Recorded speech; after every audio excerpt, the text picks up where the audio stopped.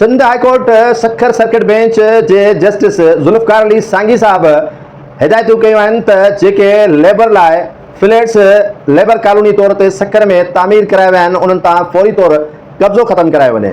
अरबे रुपया labour department वटि मौजूदु आहिनि लेबर लाइ, पर उहे लेबर ते ख़र्च न थींदा आहिनि, ऑफिसर ऐं उन्हनि खां मथां वेठल वागूं गिड़काए वेंदा आहिनि। हीअ जेके लेबर लाइ सखर में ठहियल फ्लैट आहिनि, यकीनन उहे लेबर खे कोन मिलंदा। हिन वक्त ही उन्हनि फ्लैटनि ते कब्ज़ा थी चुका आहिनि। बासर माफ़िया उहे फ्लैट खपाए पियो।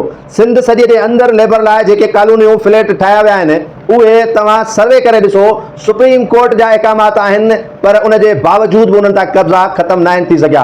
कराची हुजे, हैदराबाद हुजे, सखर हुजे, मीरपुर ख़ासि हुजे, लाड़काणो हुजे, हर हंधि माफ़ियाऊं सरगर्म आहिनि। उहे सिर्फ़ु अदालतुनि जे अखियुनि में छा चवंदा आहिनि सुरमूं पाराइण खां सवाइ कुझु नथा कनि। ही रिपोर्टूं जमा कराईंदा त असां वाह गुज़ार कराया आहिनि, कब्ज़ा ख़त्म कराया आहिनि, पर इहो हूंदो न आहे। कराचीअ में केतिरा ई फ्लैट आहिनि जिते कब्ज़ा थी विया आहिनि, केतिरा ई फ्लैट आहिनि जिते मुख़्तलिफ़ फोर्सिस जे माण्हुनि कब्ज़ा कया आहिनि।